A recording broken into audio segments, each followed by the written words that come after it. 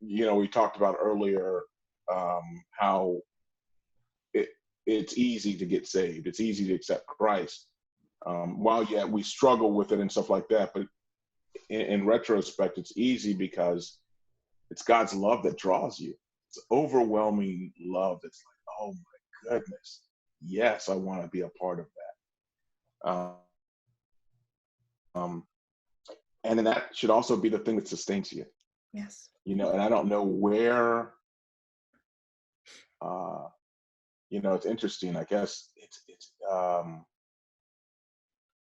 don't know where or what happened where I stopped thinking about how much he loves me.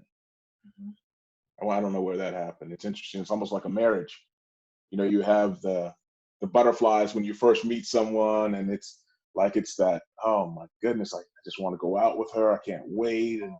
And then with marriage, in the early years, it's great, and then something happens. There could be a shift, but the love is still there. It's just it's there's something that's different. There's something that's different. It's interesting. Mhm. Um, how that plays out. But there's still love. There's still, I don't know. So um, I don't know if that was just kind of rambling or whatever, but No, but it uh, totally made sense. yeah. And I think when you say it changes, that the shift is it moves from it's this battle between the urgent and the important.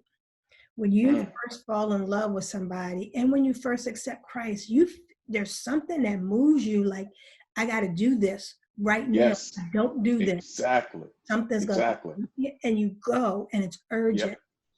And I think when you talk about love between spouses, that it remains important, but there comes a time when it's not as urgent. Like Mm, other things become urgent, the cares of the world and all of yep. that. God is still important, but looking at my phone and seeing what the news is, that becomes urgent.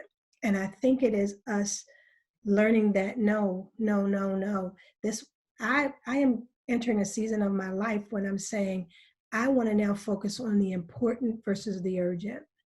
And when Mm, I do that, it changes the whole game. And I'll give you an example.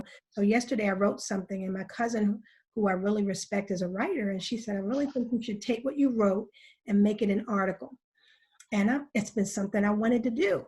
So I'm like, you know what? I should do that. So this morning, I've been getting up every morning and writing. I pray mm, and I ask God to guide me. And the next thing I know, my fingers are going and I'm writing. And He has mm, given me revelation through that writing. Well, this morning I said, well, I'm not going to do that. I'm just going to write this article that she wanted me to do. And mm, it was something, it's like a prompting in me that said no. And it made me move to what I was supposed to do. And when I started writing like I normally do, praying, putting my fingers down, God brought me revelation. And the revelation was about the fact that throughout my life, there have been times when He was there and I've been lamenting He wasn't there. Where was He? Blah, blah, blah. He was right there.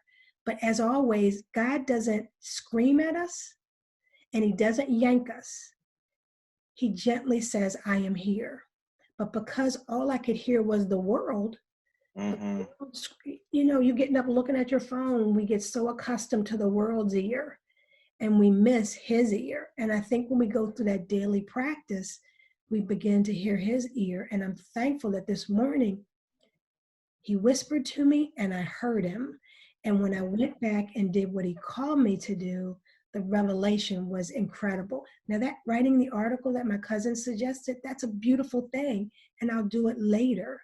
But He wanted my focus first thing this morning to be on Him. And I think mm. that's what a disciple has discipline.